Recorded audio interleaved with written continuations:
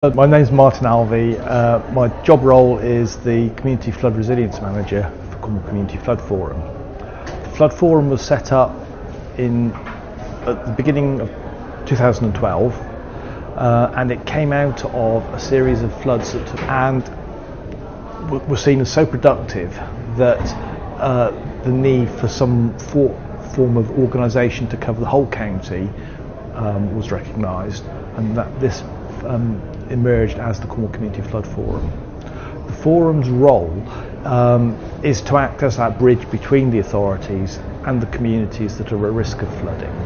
And the type of work that we do centres around trying to encourage communities to recognise and understand their flood risk, and perhaps form a flood group with volunteer flood wardens to support those less able and more vulnerable in the community, but also to minimise the risk of that community itself flooding.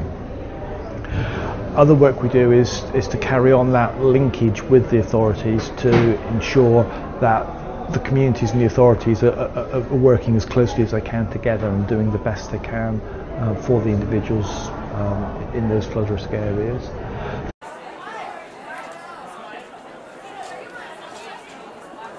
Drought is a subject that in Cornwall has almost gone away in people's minds because I mean, I grew up down here, and so I remember 1976. I was 16, and I remember the hosepipe ban and my parents not being able to wash the car and water the lawn and such like. That's an awfully long time ago, and since then I don't think there has been a hosepipe ban in Cornwall. And the hosepipe ban is seen as the measure of drought. It seems to be the thing that in people's minds triggers the thought, that water is scarce, and that hasn't happened. And so I honestly don't think people give it a second thought that there is a possibility of drought. It just doesn't occur to them. I would say that older people will probably receive you better than young people, because young people don't even have that memory of 1976, and the perception of climate change is that actually it's a lot wetter, so actually there's even more rain. And what they don't realise is that actually there's no more rain falling on Cornwall. It's just happening in a different way. So you have prolonged periods of very heavy rainfall, but you also have prolonged periods of significant, drought, very, very low rainfall. And actually, if you present people with the statistics of how long some of those periods without rain have been, even in the past couple of years, they're quite surprised. You know, it doesn't actually twig with them that in the last 12 months we've had several occasions where we've gone probably 8 weeks without a drop of rain falling in Cornwall. But of course, because then you've had maybe 4 weeks of consistent rain, the reservoirs have been topped up.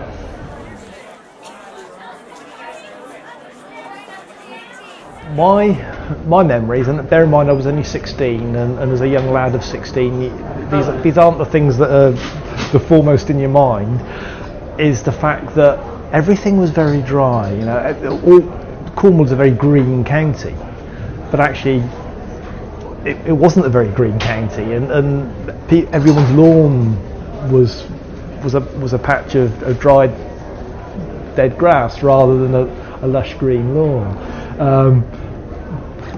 Big signs everywhere, because at the time the authorities there was a lot of signage around reminding people that there was a hosepipe ban and to save water, and of course, being a holiday area, there were big signs on the A30 and the A38, the main roads as you came into Cornwall, telling the visitors to actually save water, and I believe it actually had an adverse effect on the tourist industry, because people had this perception that when there wasn't any water in Cornwall, that they were going to die of dehydration, but there was this perception that actually their holiday was going to be affected by the fact that there wasn't.